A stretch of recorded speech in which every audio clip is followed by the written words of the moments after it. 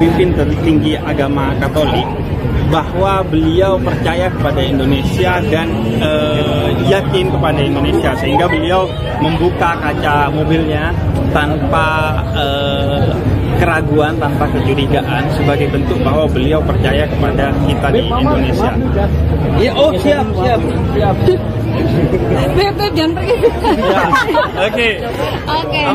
Dan selama ini kita sudah mendengar pesan-pesan perdamaian itu, dan ini adalah saatnya kita merasakan kesan perdamaian itu dari sosok terpenting dalam agama Katolik. Jadi pesan itu kemudian bersambung dengan sosok Paus yang hadir dengan penuh senyuman, dengan salaman kepada siapa saja yang dilewatinya, sehingga pesan perdamaian dari agama Katolik itu terkonfirmasi berupa kesan perdamaian yang diberikan oleh Paus Fransiskus dari dekat ketika hadir di Indonesia. Selama ini kita dengar dari jauh. Oke. Nah, tapi kalau ngelihat kondisi hari-hari ini di Indonesia seperti apa sih, Bib? Iya. Persatuannya sudah cukup belum? Ya tentu Indonesia adalah kapal besar yang di dalamnya ada keragaman yang tidak terkira. Tentu merawat kebinekaan di Indonesia adalah PR besar. Karena itu pilihan Paus terhadap Indonesia, padahal ini adalah negeri mayoritas Muslim, tentu tidak muncul dari ruang kosong.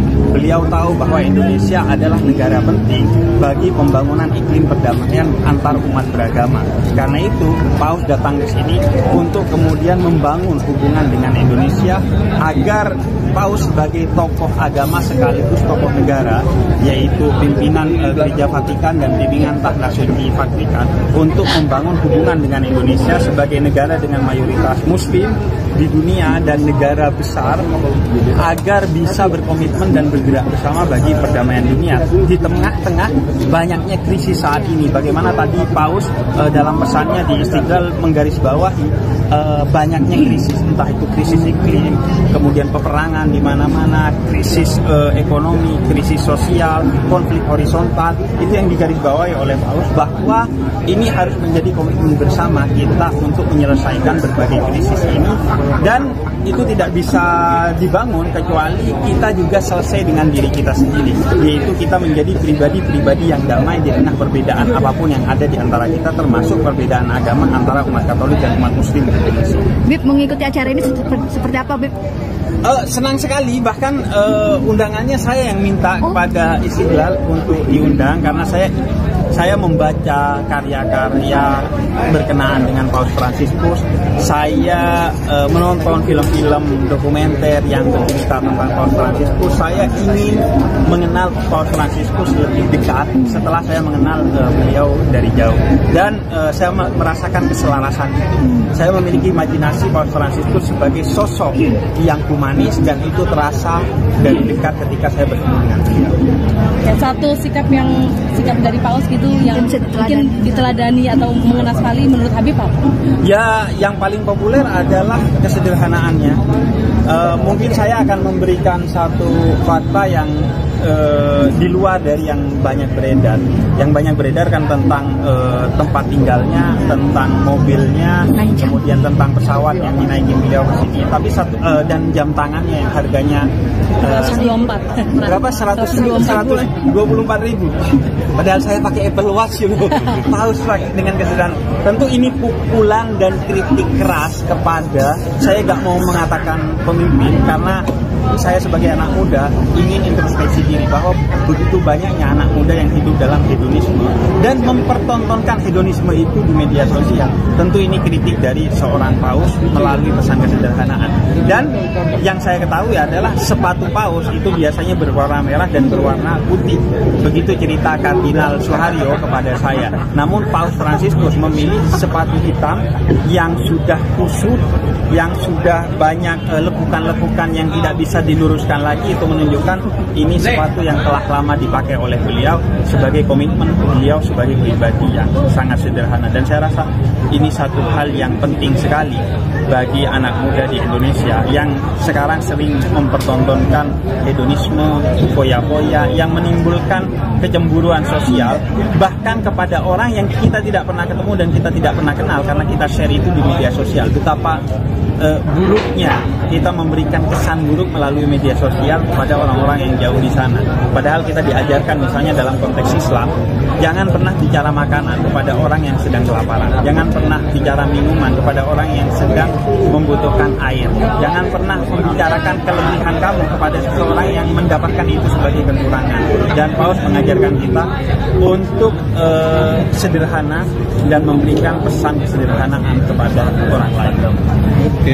Bagaimana tanggapan saudara semua setelah melihat cuplikan video di awal tadi? Ya, nah itu beda sekali Bapak Ibu. Orang yang punya adab, orang yang punya sopan santun, orang yang rendah hati dengan orang yang tidak punya adab. Beda sekali bicaranya. Orang yang tidak punya adab, dia bicara menurut pikirannya, menurut kemauannya. Itu orang yang tidak punya adab. Sekalipun dia berilmu, tapi adabnya tidak punya. Adabnya tidak ada. Dia bicara menurut udelnya, menurut pikirannya. Timbul fitnah di situ. Ya, iri hati, dengki. Kenapa iri hati? Kenapa dengki? Karena hadirnya Bapak Paus Fransiskus itu disambut oleh banyak orang.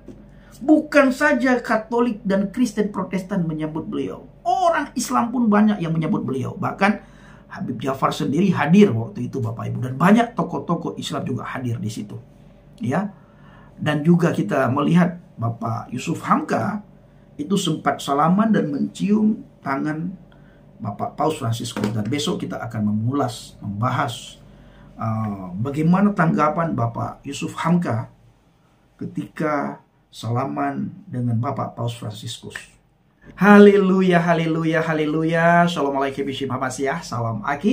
Aku kabarkan Injil keselamatan. Bapak Ibu kasih Tuhan, ketemu lagi dengan saya Evangelis Avraham Effendi Usman. Bagaimana kabar Bapak Ibu semua? Tentu luar biasa. Dan saudaraku para pencinta Injil Habaget, tak lupa saya mengucapkan terima kasih banyak kepada saudara yang selalu mendukung pelayanan Habaget, baik melalui doa, dana, motivasi maupun support saudara semuanya. Lebih-lebih lagi saudara yang membawa pelayanan yang kita lakukan nanti di hari Selasa atau hari Rabu. Bapak Ibu bawa dalam doa syafaat, kita berangkat ke Sumatera, mulai dari Lampung Selatan, Bandar Lampung, sampai ke Palembang dan Padang. Kita akan masuk ke daerah pedalaman. Pedalamannya di mana kita tidak bisa kasih tahu di media sosial Bapak Ibu. Nah, Bapak Ibu bawa dalam doa syafaat agar melalui pelayanan kita banyak orang dikuatkan, terutama sekali. Dan mereka yang belum mendengarkan Injil, mereka belum mendengarkan kabar baik, lewat pelayanan kita mereka bisa mendengarkan kabar baik, bisa mendengarkan Injil yang kita beritakan dari sumber yang asli. Karena selama ini dan hari-hari ini kita melihat di media sosial banyak sekali orang memberitakan Injil bukan dari sumber yang asli, tetapi dari sumber yang salah. Sehingga Injil yang mereka beritakanlah Injil yang salah. Dan Yesus yang mereka beritakan bukan Yesus Kristus, tetapi Yesus yang tidak mati di atas kayu salib. Ya, Yesus yang diserupakan. Ini yang diperdengarkan oleh orang-orang di sekitar kita, oleh orang-orang tertentu yang ada di sekitar kita Bapak Ibu. Mereka terus-terusan ya memperdengarkan Yesus yang tidak mati di atas kayu salib. Mereka terus-terusan memperdengarkan Yesus yang diserupakan saudara. Nah ini Bapak Ibu, orang yang memberitakan Yesus yang diserupakan, orang yang memberitakan Yesus yang bukan Kristus, orang yang memberitakan Injil yang lain, orang ini terkutuk. Orang ini terkutuk, kata Rasul Paulus di dalam kitab Galatia Bapak Ibu. Jangan main-main. Ini bahaya sekali. Mereka yang selama ini memberitakan Injil yang lain, mereka yang selama ini memberitakan Yesus yang lain, itu kata Alkitab saudaraku, itu terkutuk mereka. Di dalam kitab Galatia 1 ayat 8, seperti yang telah kami katakan dahulu, sekarang ku katakan sekali lagi, jikalau ada orang yang memberitakan kepadamu suatu Injil yang berbeda dengan apa yang telah kamu terima, terkutuklah dia. Bahaya saudara. Ya, terkutuk orang yang memberitakan Injil, yang mengabarkan Injil, bukan Injil yang berdasarkan sumber firman Tuhan, tetapi Injil yang beritakanlah Injil menurut pikirannya, menurut udelnya. Nah, dia belokkan firman Tuhan, dia tafsirkan firman Tuhan menurut pikirannya. Sehingga Yesus yang diberitakan adalah bukan Kristus, tetapi Yesus yang diserupakan. Yesus yang diberitakanlah Yesus yang tidak mati di atas kayu salib. Ini gencar sekali diberitakan oleh orang-orang tertentu. Kenapa Bapak Ibu? Karena mereka dipakai oleh kuasa kegelapan. Dan kuasa kegelapan tidak mau ada orang yang memberitakan Yesus yang mati di atas kayu salib. Karena kuasa kegelapan itu paling takut terhadap kematian. Karena kalau dia mati, dia pasti bangkit. Ini yang selalu digembar-gemborkan. Kalau dia mati, pasti dia bangkit. Makanya mereka selalu menselewengkan ayat Alkitab, firman Tuhan. Bahwa dia tidak mati di atas kayu salib. Yang mati itu orang yang diserupakan. Tidak pernah mati di atas kayu salib. Inilah tugas kuasa kegelapan. Memakai orang-orang tertentu, saudara. Maka tugas kita adalah pergi beritakan Injil. Pergi ceritakan man huwa Yasu'a, siapa itu Yesus Kristus. Agar mereka mendengarkan Injil dari sumber yang benar. Mereka mendengarkan Yesus Kristus dari sumber yang benar, saudaraku. Inilah tugas kita. Pergi memberitakan Injil. Nah, ini yang kita lakukan nantinya ke daerah Sumatera, mulai dari Lampung Selatan, Bandar Lampung. Di Bandar Lampung kita tidak lama, dan di Palembang, lalu ke Padang, saudara. Bapak Ibu bawa dalam doa syafaat agar banyak orang tahu man huwa Yasu'a, siapa Yesus Kristus yang mati di atas kayu salib. Apa tujuan dia mati? Kenapa dia harus mati? Dan bagaimana kebangkitannya untuk menyelamatkan semua orang? Bagaimana kematiannya untuk menyelamatkan semua orang? Ahabballahu lihadzal dunya. Begitu besar kasih Tuhan kepada dunia ini, sehingga dia mengurniakan putranya yang tunggal, supaya setiap orang yang percaya kepadanya mendapatkan hidup yang kekal. Hidup yang kekal di surga, bukan hidup yang kekal di neraka. Dia datang bukan untuk menghakimi, tapi dia datang untuk menyelamatkan kita orang-orang yang berdosa. Nah, saudaraku yang kasih Tuhan, bagaimana tanggapan saudara semua setelah melihat cuplikan video di awal tadi?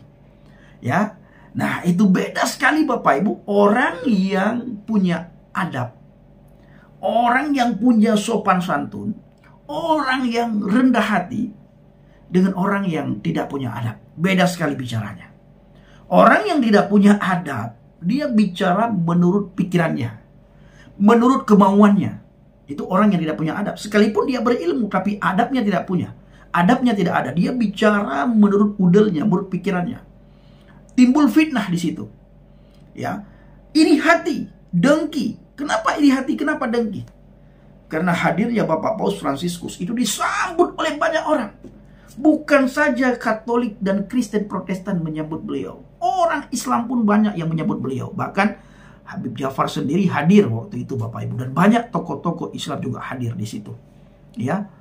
Dan juga kita melihat Bapak Yusuf Hamka itu sempat salaman dan mencium tangan Bapak Paus Fransiskus. Dan besok kita akan mengulas, membahas bagaimana tanggapan Bapak Yusuf Hamka ketika salaman dengan Bapak Paus Fransiskus. Ya, ini dia saudaraku. Nah, kita melihat tadi Habib Jafar.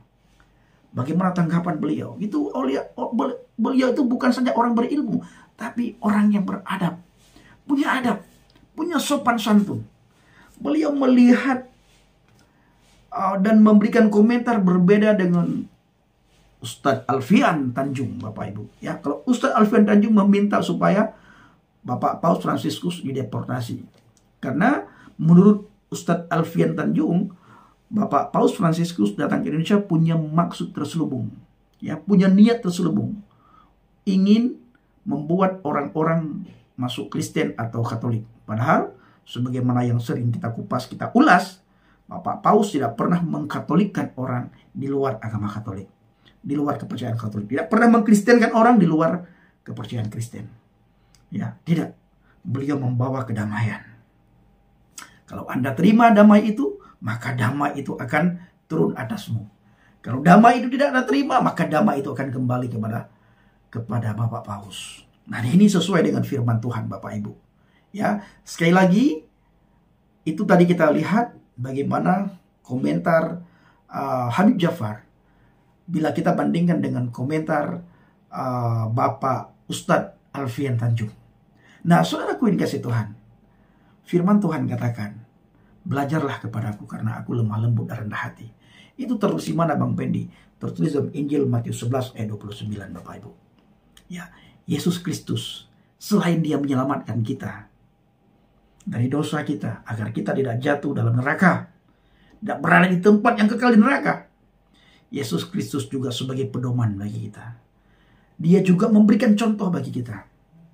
Dia juga memberikan teladan bagi kita. Maka kita harus belajar kepada Yesus, Bapak Ibu. Kita harus lihat Yesus Kristus. Bagaimana rendah hatinya Yesus Kristus.